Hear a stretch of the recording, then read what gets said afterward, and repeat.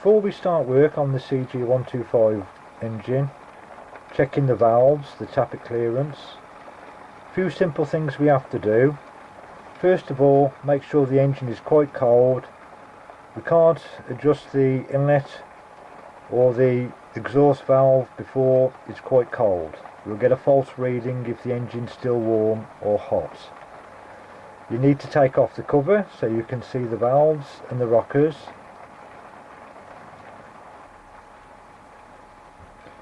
You need to take out the spark plug. This makes it much easier to turn the engine over.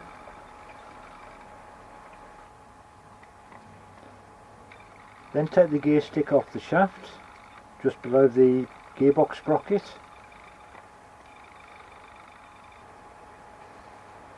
And then, so we can get at the flywheel, you take off the engine cover that's covering the flywheel and the gearbox sprocket.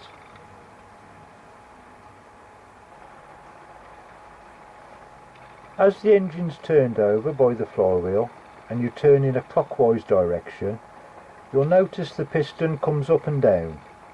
And what we're trying to achieve is get the piston to top dead centre.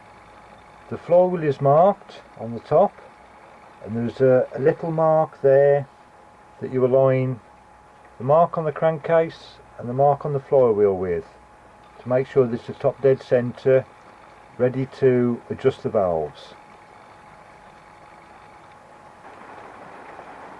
As you turn the flywheel anti-clockwise, you'll see various marks coming up. One has got an F on it. You can clearly see the F there. That is for when the engine is firing, for when the spark plug has a spark, and that's the ignition.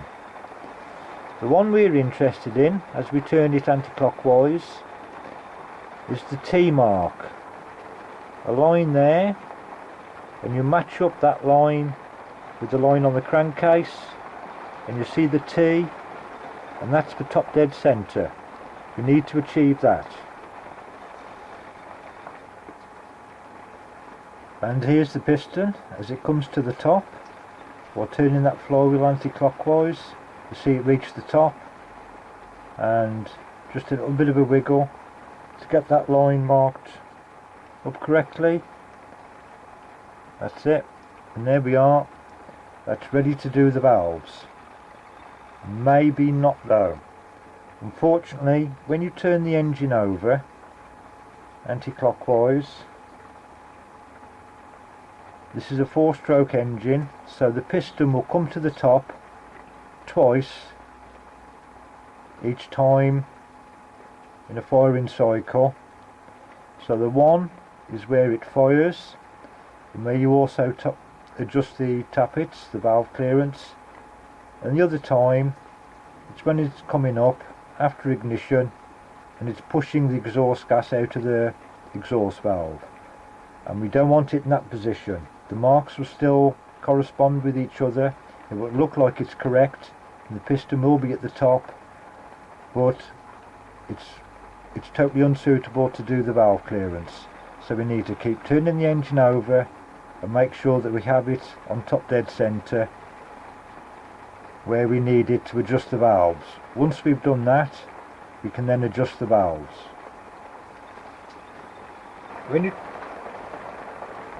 you take off the rocker cover on the CG engine and have a look inside and see the rockers and the valves, as you turn the engine over, you'll notice the sequence from top dead centre, the piston at the top. As it goes down, you'll see the rocker move like that. It will push down on the inlet valve, you'll see it going down that way. It'll open the inlet valve, allow petrol and air to go inside the combustion chamber, and as the piston comes back up, you'll see the rocker raise, you'll see the valve come up as well, and that will be the compression stroke where the spark plug ignites the petrol and air mixture. That will be the power stroke. The piston will start to go down again, and as it comes up, you'll see the rocker move like that on the exhaust valve, push down and open the exhaust valve, and then as it comes up and this rocker starts to raise again, valve coming back up. At some point you'll see the inlet valve again going through its motion of being opened. And you've got to find out where the part of the firing order is, where the piston is, the top dead centre, where you need it to do the valve adjustment. So the best way to do that, as you're turning the flywheel around, you'll see the inlet go down, push the valve open, and it's when the marks align after that part. When this rocker raises back up and the marks line up, that is the compression stroke, that is where you adjust the tappets.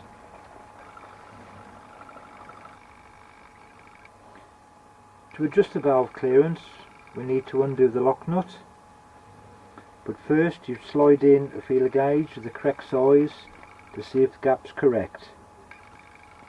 If you find that you can't get it in, or it's very stiff to move between the tappet and the valve, then the gap needs to be increased.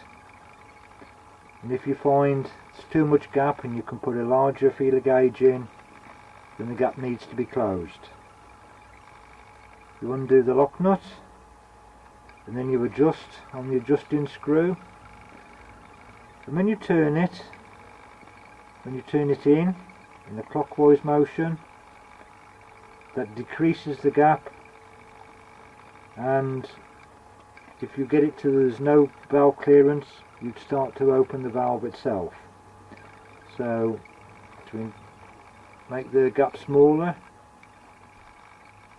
turn it clockwise. To make the gap bigger, turn it anti-clockwise, and eventually you get that nice sliding fit with a feeler gauge of the right size. And the idea is, when you've got a nice sliding fit, you then very carefully tighten down the lock nut, and it's best to hold down the adjusting screw as well.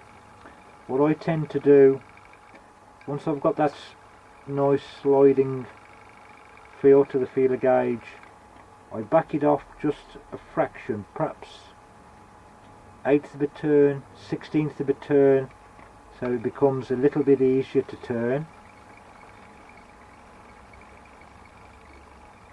You've got that nice sliding gap there, a little bit too much, and you just turn it round a bit and it increases again, so it's a nice fit. Just back it off about 1/16 of a turn, and then while you're moulding the adjusting screw, you tighten the lock nut, and what you'll find, and what I found, is that adjusting screw will just turn that little bit in, no matter how hard you hold it with a spanner.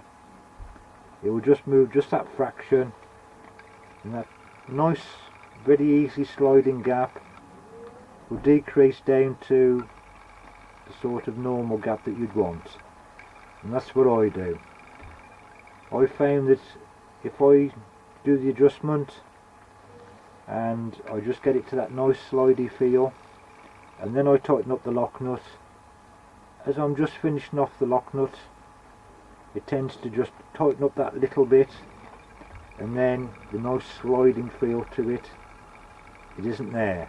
And that's why I just back it off just that little tiny bit, and then tighten down the lock nut, and then hopefully job done. Tappets adjusted, you've got the valve clearance correct, and all you need to do is put back on the valve cover, and if need be, put a new gasket on as well.